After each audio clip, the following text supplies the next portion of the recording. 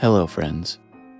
Recently, Luke and I were treated to a lovely conversation with Prim Hardwicke, wife of the late Edward Hardwicke. Through the kind auspices of our man in London, David, we connected with Prim over Zoom one sunny afternoon. An accomplished stage actor in her own right, Prim and Edward were married for 17 years.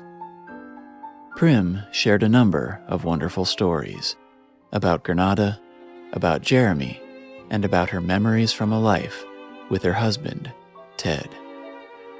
If you're a fan of Mr. Hardwicke and the series, I think you're going to find this discussion touching and insightful.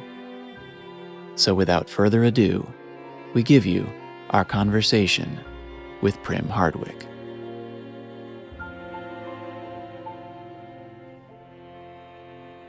Well, Prim, thank you so much for talking with us today. We are such admirers of your late husband's work, and it's just such an honor and a pleasure to be able to speak with you today. Well, it's my pleasure as well. I mean, I could talk about Ted all day long. So, well, why don't we start at the beginning? I'm curious.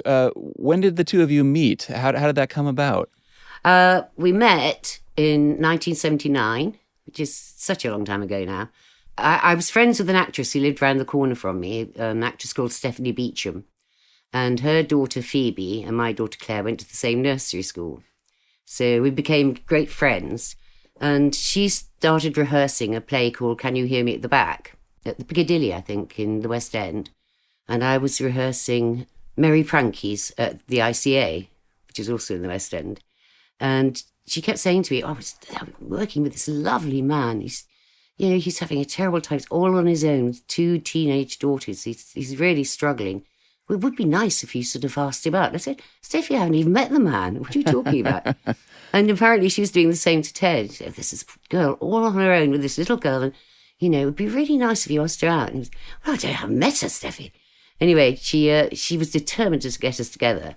And she asked me to babysit one Sunday evening because by this time they were playing.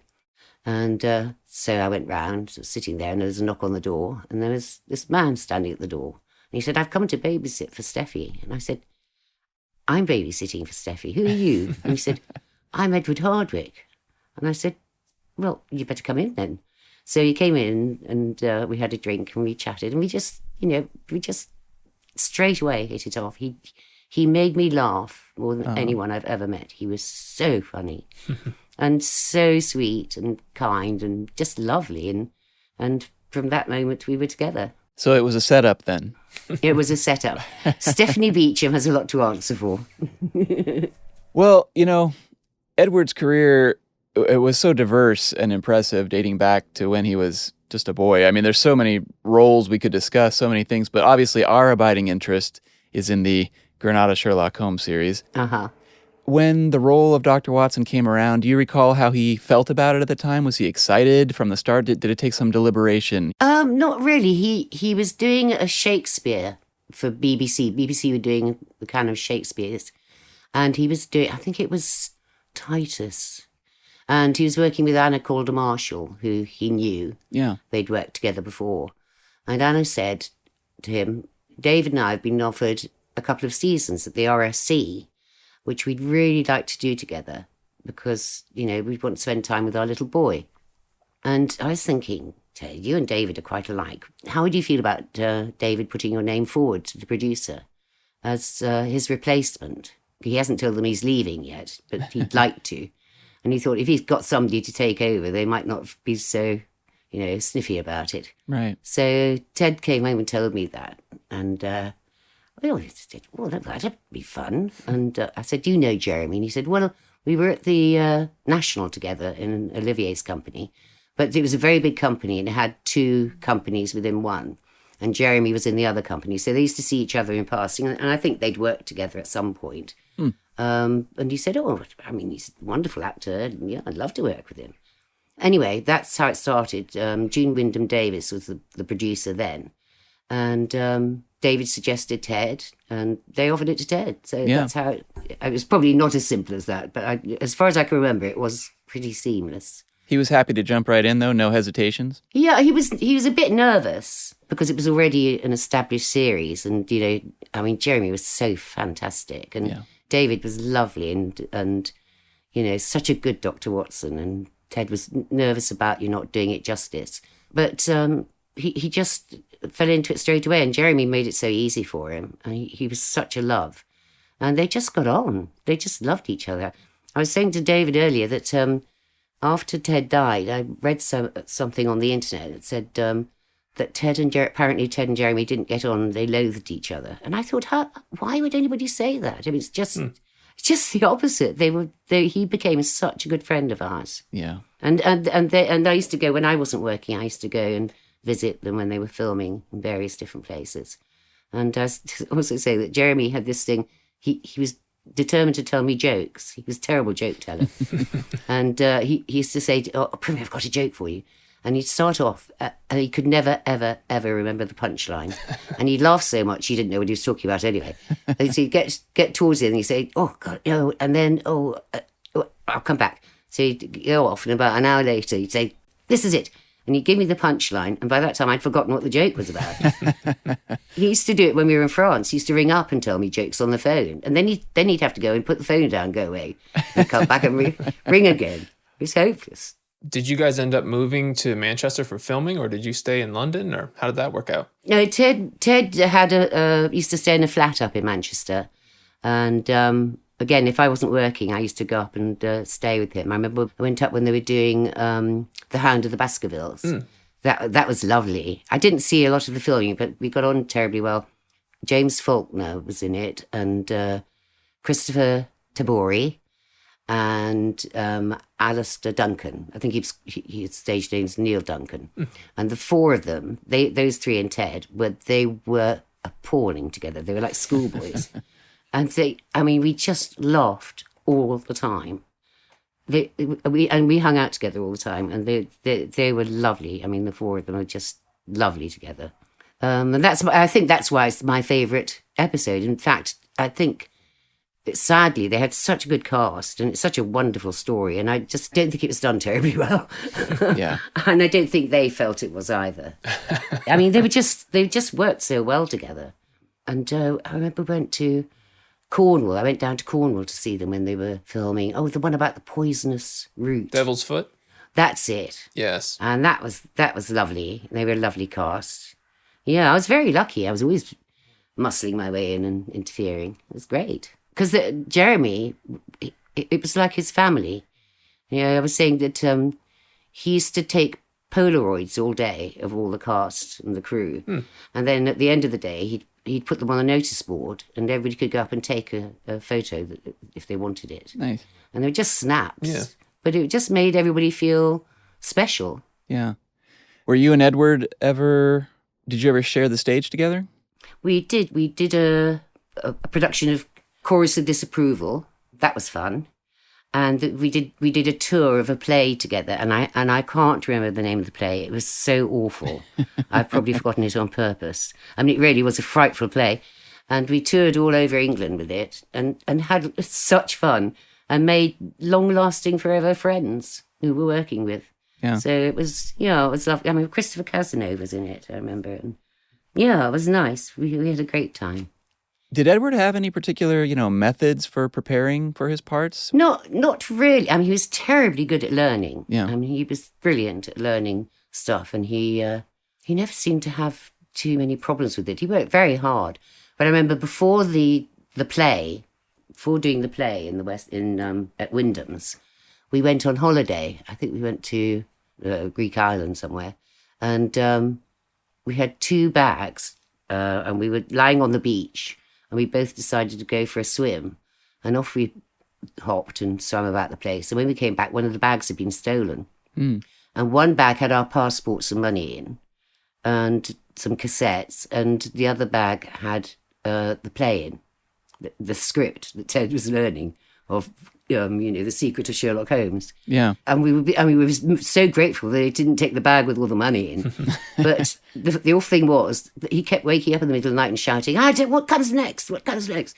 Trying to remember, because you just go, when you're learning a play, you just go over and over and over it. Right. And then you look at the script to check that you got it right. And if you haven't got the script there to double check, it's hell. Right. And I kept saying, I don't know. He'd wake me up at 2 o'clock in the morning. What comes after that? I don't know. Anyway, he was word perfect by the time they got to it. But he was very nervous he and Jeremy were very nervous about doing the play. Yeah. What were your impressions of the play generally? Oh, it was so good. It was so good. And they were, again, such a lovely team. I mean, Jeremy Paul was just the loveliest man. And I remember going to see a first rehearsal. They did a run-through. And I went and Jeremy Paul went to watch. I think there were just 2 of us and the director and, various people who'd been working on it. And Ted and Jeremy were so nervous. Yeah. And I don't know why. But anyway, it was lovely. It went so well and it was a joy to watch. And of course, over the year that they did it at Wyndham's and they toured it, it just grew and grew. But towards the end, Jeremy began to get quite ill.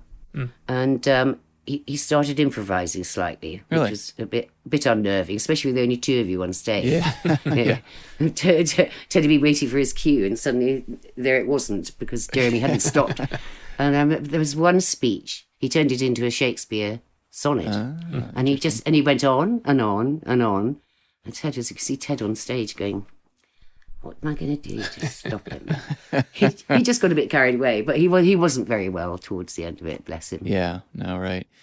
There were rumors back in the day that Edward and the director Chris Salt had bought the rights to do a one-man play about Dr. Watson. Yes, yes. Do you recall what happened with that project? Do you know anything about it? I don't know what became of that. I think Ted got a job and couldn't do it. Yeah. No, I remember Chris very well and them talking about it. But no, I don't know what happened to that. It just went the way of all things do, Well, let's jump back to the show for a moment. I'm curious. You said you were on set for the Hound of the Baskervilles. Uh-huh.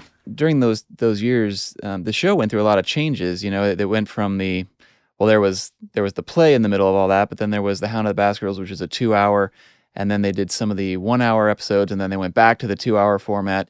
Did Edward have any thoughts or strong feelings about all of those changes?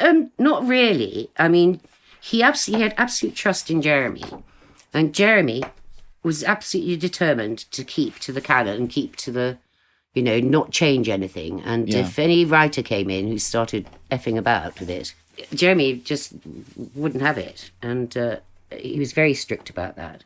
Yeah. And no, I mean, actors are very adaptable. Whatever is thrown at them, they'll do. How familiar was Edward with the role of Watson? Was he? Well, the funny thing is that Nigel Bruce was a great friend of Ted's father. Yeah. And when he was little, they lived in Hollywood, he and his mum and dad. And he said Nigel Bruce was round at the house all the time. I mean, they had amazing people round at the house all the time, all playing bridge. Ted just remembers he got so fed up because he had to tiptoe about and be quiet because they all played bridge. Yes, Nigel Bruce was a great friend. I mean, who knew? And then, of course, Cedric played Sherlock Holmes on the radio. Yeah. I know his father once famously wrote that his son was doomed to be an actor because of his parents' pedigree. But, I mean, Edward was such a wonderful performer. It's hard to imagine him doing anything else other than acting. What else did he enjoy doing? Would there have been a second career choice for him? What he really wanted to be, he didn't want to be an actor. He wanted to be a comedian. Wow. That was really what he wanted to do, a comedian or a comic actor. And he started too late, sadly, to write his memoirs. And he just wrote so beautifully and interestingly. And he had the most amazing life. I mean, when I think he had the life of such privilege, living in Beverly Hills when he was little and growing up and going to school in New York and all these famous people all over the place. Yeah. And then he went to Stowe school, public school, which he hated, after being in America because he said it was so stuffy, after being at an American school. And they had servants and I mean, it was just an absolute life of privilege. But if you met Ted, you would have no idea. He was absolutely the kindest, fairest, most self-deprecating person you could ever meet. Yeah. You would not know what his background was, because he was just an everyman. He was a good, kind man. I think that comes across when you see him interviewed, and even when he performs, he seems such a genuine person. Yeah. Yes. What you see, I always think it was a shame that nobody actually cast him in a terrible, awful, beastly part. Something really nasty. Because I always think an actor's his innate niceness came through, and I think if he played somebody terrible, that niceness would still come through, and it would make such a lovely contrast for the character. But of course, everybody, people can't afford to take chances anymore. Yeah. It's all money, isn't it? So he was cast as the nice guy next door or whatever, which is what he was to all intents and purposes. Well, and speaking of his father again, Sir Cedric famously kept that birthday book for his son. Yes, I've got a copy of it, which I was Oh, going you to do? show you. Yeah. I was curious because Sir Cedric apparently collected for those who don't know, words of wisdom for his son from all the wisest men of his time, as he put it. Apparently, George Bernard Shaw wrote in there, "Don't go to the stage, Edward. You would only be Sir Cedric's son at best." Oh yes. And, he's had some lovely people have written in it. It's in the British Library now. Is it? So anybody can go and see it if they want to, Oh, yes. that's fantastic. Is there a replica of it available? Can one buy that? I don't know. I've got a very poor replica of it. Any other good pieces of advice in there that come to mind? Well, let me have a look, and I'll read you one. Yeah, I heard that Ted continued that tradition for his own daughters. Was it Yes, same he book did. or a separate book? No, same book. Oh, cool. Very neat. The last page is Polanski. Interesting. We've got John Fowles, Arthur Miller, Miles Malleson. I mean, it's an absolute roll call of extraordinary people. Yeah. John Gielgud, dear Edward, son of a dear father. But they were great friends. And, here's Eric Morecambe's. Edward, always remember, a bird in the hand is bad table manners. I really like that. And he's got, all sorts of people. There's a cartoon by Disney. Wow. Walt Disney. Noel Coward. For Edward, speak clearly and don't bump into the furniture. That's Noel Coward. I can't do his voice, but it's an extraordinary book. Yeah. Really, really lovely. And like I said, anybody can see it. Oh, Jerome Kern. I've just found Jerome Kern. No, that's great. Yeah. Well, I think we'll definitely recommend people go check that out at the library. Oh, yeah. Well, I am curious, getting back to the show a little bit. Did you get to know any of the other key players in the show? Rosalie Williams, June Wyndham Davies, Michael Cox? Yes, June became a great, great friend, June Wyndham Davies and Norma. Rosalie we stayed with, where Ted and I were on tour, in actual fact. Really? She gave us digs while we were there for a week. I mean, they were like family. It was lovely. Well, as Jeremy's health began to fail, I mean, that must have taken quite a toll on Edward as well. How did he react when things started to go bad for Jeremy? What was that like? It was very hard because, as I said, they were so fond of each other, and he used to come around a lot to our little house. And I remember him coming around once, and he was feeling very, very low, and he was looking rather dishevelled. And they were supposed to be going to something in the evening. And Jeremy always wore the same clothes. He wore white jeans and a blue cashmere jumper, V-neck jumper. And he had about a dozen of each. And he came round and they were going to go out, and Jeremy in his same clothes, but he was rather dishevelled and his trousers were a bit dirty. So we put him to bed and I washed his trousers, and Ted went out and bought a blue cashmere jumper for him so that he could be respectable. But he had a few hours sleep and he was a bit better. But bless him, he was just lovely and generous, and we could see when he was getting very hyper that he was going to go into a terrible low. Yeah. And I remember we were having dinner with him once near his flat in Clapham, and we had a lovely dinner, but Jeremy was getting sort of quite out of hand.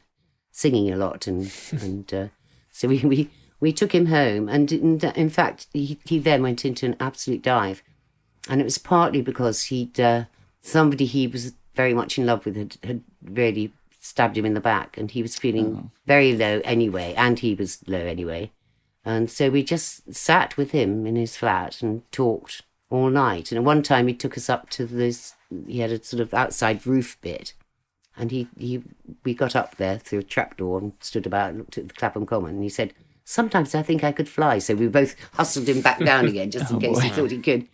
But I mean, we just sat with him until the sun came up and he went to bed, and then we knew somebody was coming in, and then we went home. Yeah. That's the worst I've seen him. I mean, we went to visit him when he was in hospital. He was actually quite chipper when we saw him in hospital, come to think of it. No, he really struggled with it, and all the medication he had to take, he used to say, it's just taking the edge off me, it's just taking my sharpness away, and you could see it. And of course, he put weight on because of the medication, and that wasn't him. He was a thin person. Yeah. And he hated that. It was so uncomfortable for him. Yeah, he went on record a few times apologizing to the fans because he had put on the weight, and it's very sad that he felt he had to say that, because I don't think and no one blamed him for that, you know. No, not at all, not at all. Yeah. He was an absolute darling. And I know that towards the end of the play, when he was getting quite ill, he did become quite snippy with people at the theatre, and they'd complain to Ted. But Ted kind of knew how to help him and how to calm him down. Yeah. It wasn't him at all, but he could be very sharp-tongued, and you just had to know that that was not Jeremy, that was his illness. Right. But that was very rare, very rare. Mostly he was the most generous-spirited person. Lovely, lovely. I remember he was having lunch with us one day in our back garden, a lovely sunny day, and our next-door neighbour decided to mow the lawn rather loudly, so we couldn't hear ourselves. Jeremy leapt to his feet and shrieked over the top of the hedge, "Darling, darling, I'm sure your garden's absolutely lovely, but could you not mow your lawn at the moment?" There was dead silence the other side, and then the sound of a door banging. I don't think he'd ever been called darling before by a man. Was fairly taken aback. Did Jeremy sign the book? I think so. I can't remember. Yeah. No, I'm sure he did. I have to have a look. I just kind of wondered if Ted had any favorite episodes or favorite specific moments from the series or working with Jeremy. I think the very first one he did, was it called The Empty House? Mm-hmm. Right, yeah. His first one. And he was very, very nervous about doing that. But I don't know whether it's because it was the first one and because he really got into it quite quickly and enjoyed it. But I think that was one of his favourites. Yeah. He loved the Silver Blaze, I think he quite liked. I don't know if that was the one he had to ride a horse in. He loved the one where they had to ride a horse. Oh, and Jude Law was in Silver Blaze, I think. Shascombe Old Place. Shascombe Old Place, yeah. Oh, right. They both had horses in them. Yeah. Yes. Yes, one can get confused by all the horses. Right. Yes. No, I just remember he had a little tiny part of a stable boy in it, as far as I can remember. He's a stable boy, but then he ends up being dressed in the woman's clothes the whole time. Yeah, yes. I think that might have been his very first role, too, so that was... Yeah. Do you know, I always think I'm so lucky that I can just put on a DVD and see Ted looking so well and happy, and I just feel so privileged. There aren't very many people who have that privilege of seeing somebody they love look well and walking and talking and just being them. And I think I'm so fortunate to have that. Yeah. Well, I mean, we know Edward was good friends, obviously, with David Burke and Anna, his wife, back before the show. Did you guys ever see them afterwards? Did you ever reconnect? Yes, we used to see them. Of course, the funny thing is that their little boy, Tom, who they wanted to spend time with, which is why David wanted to leave the series, is now wonderful actor Tom Burke. Yeah. He's playing the lead in Strike. I don't know if do you get Strike over there? We don't get it over here, but I have seen him in some other things, and yeah, he's fantastic. Yeah. Yeah. That little boy's turned into this great, tall, handsome man. It's extraordinary. That's when you start to feel old, when you see very small children turn into... Exactly, yeah. You know. Did Ted and David ever commiserate on their time as Watson? Did David Burke have any... I think David did find Jeremy difficult to work with. I don't think they had the same rapport that Edward had with Jeremy. I mean, David, lovely, lovely man, but I think he got a bit tired of sometimes of the flamboyance and he's a quiet guy. Yeah. And I don't think he was mad about that. He approved of Ted, yes. Yeah. Well, that series went on, I guess it was about 84 to 94, but you guys were just married in, was it 94 or 95? 94 we got married, Was that at the end of the series, or was it still going when you guys got married? Trying to think. We got married, and then the next day I started work on 2 days after I started work on a music show. And so we never got a honeymoon, but I think by that time we'd been together 79, 89, long time. Yeah. So I think we'd had our honeymoons. Well, how was the marriage ceremony? Was it a grand thing or a private affair? No, it was a very little quiet thing. And we had the reception at our house. And in fact, I was looking at some pictures the other day. Lovely. And Ronnie Corbett came. He and Ted were in the RAF together. Oh. But great, great, great, great friends. So that's sad. He's gone too. Yeah. Yeah, it was a little quiet family thing, and neighbours and close friends. It was lovely. That's nice. Yeah, I mean, I think when you've been together that long and as old as we'd got by then, there's no sort of flinging on the white veil or anything. Right. We just had a nice time. I was actually kind of curious. I mean, after the series ended, just looking back, I mean, was Ted happy to be done with it, or did he lament the end of it, or how did he feel about it? I think it had run its course, and I don't know that he had enough of it as such, but I think he felt that was that, especially with Jeremy going. Of course, it was sort of not going to happen, but he enjoyed it for what it was. Yeah. The funny thing is, when we went over to France, he was in the midst of all the Sherlock Holmes thing, and people used to come up all the time and say, "Oh, you're Edward Hardwicke," and if we were out for dinner or walking down the street or anything. Yeah. Which he never minded, I have to say. I mean, he's thrilled to bits. Actors are always thrilled to have people say they like their work. But when we got over to France, and he said, I remember we'd been there a couple of days, and he said, "Oh, it's so nice. Nobody knows me here." About 5 minutes later, the phone rang, and it was the French Sherlock Holmes Society, who were based in Alençon, quite near us, and they asked us if we'd go and have a dinner with them. So, Ted's face, bless him. Anyway, we went, and we had such a nice time. They were lovely. There were about 20 of them round the table, and they all had sort of pipes and moustaches, Really? including the women and those deer stalkers. I mean, it was hysterical, and they were so welcoming and welcoming, but they would keep saying to me, "What's it like being married to Dr. Watson?" Yeah. And I kept saying, "But I'm not. I'm not married to Dr. Watson." Yeah, they say 221B still receive letters for Sherlock and Dr. Watson. Yes, they do. Yeah. Fans are crazy. Yeah. Did Edward, I mean, he did many film projects after the series ended. Were there any that he was particularly proud of? I mean, there were so many great ones. Oh, well, he absolutely loved the thing he did with Anthony Hopkins. Oh, Shadowlands? Shadowlands. God. Yeah. Yeah, he loved Shadowlands because he and Tony were great friends anyway. We saw a lot of Tony when he was living in London. And Richard we knew because we were both on a charity committee. Richard Attenborough, yeah. Which Richard was the sort of head of. Yeah. And so we used to see him at meetings. And I mean, he just loved it. It was a joyous thing to do. Everybody was lovely. I mean, he loved Richard anyway. And he and Tony got on so well. It was just, one of those jobs that, come on once. And Deborah Winger became a great friend as well. And she was lovely. And it just worked. It all worked really, really. He loved that. Yeah, it's really great. I recently watched Richard III. Oh, yes. I had never seen it because you can't actually get it over here in America easily, so I had to import it. But what a great project that was too. I mean, he's fantastic. He's the hero in it. Yeah, it's really great. Yeah, it's good. And also, I remember when we did this, he did the Scarlet Letter, and he was on that for ages. It overran and overran, and that was fascinating.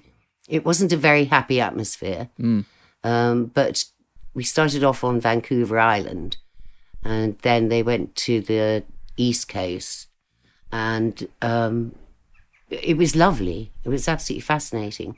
But the film itself, I don't think anybody enjoyed it very much because, sometimes things don't quite work. Yeah. And there were a lot of Native Americans in it. Yeah. And I think Ted and a couple of the other actors thought they weren't being treated too well. Oh, really? They were just being told to stand around and wait and wait. Extras, a lot of extras, and extras do have to stand around and wait. Sure. But they just felt that it wasn't, they weren't being treated with the respect they deserved. Right. Could have been better. Yeah. Yeah. That's unfortunate. Yeah. One movie that I have not been able to get a hold of yet, and I'm hoping by the time we air this, I will have rectified this, is Photographing Fairies. Oh, that's lovely. Yeah, where he got to play Arthur Conan Doyle. Yes, isn't it funny? Yes. Yeah. No, that's a lovely film. Yes. Oh, I envy you watching that again. Yeah, I'm looking forward to it. And I'm a big Polanski fan as well, and his Oliver Twist is seriously underrated. Oh, I think so. And I thought Ted was just heavenly in that. Yeah, again, he gets to play the hero. Yeah. But Yeah. he was such a good actor, Ted. I mean, I don't think people realised exactly how good he was because he made it look easy. That's why I love finding these other films that he's been in and watching the other material because it really is. It's all just brilliant. It's just so fun to watch. Yep. And I used to love watching him film because he just knew exactly what he was doing. I mean, I can remember going to see something he was in at Greenwich with his agent. We went to it together. And at the end of it, his agent said to me, "You see, it's seamless. You can't see the joins. That's what acting's about." Yeah. And he was right. That he really was just amazing. Lovely, lovely. Well, Prim, I hate to wrap this up because I feel like there's so much more we could talk about, but since time is against us, I wanted to tell you it's been delightful speaking with you today, and I really can't thank you enough for sharing some of these memories with us. Oh, that's all right. Thank you. I'm absolutely delighted to have done it, and I'm so pleased that it lives on. Well, I mean, it's a testament to Edward's enormous talent that we're here 25 years later still talking about this TV show he did. Yes, God, 25 years, amazing. Absolutely. Thank you again for this. It's just been wonderful. Thank you.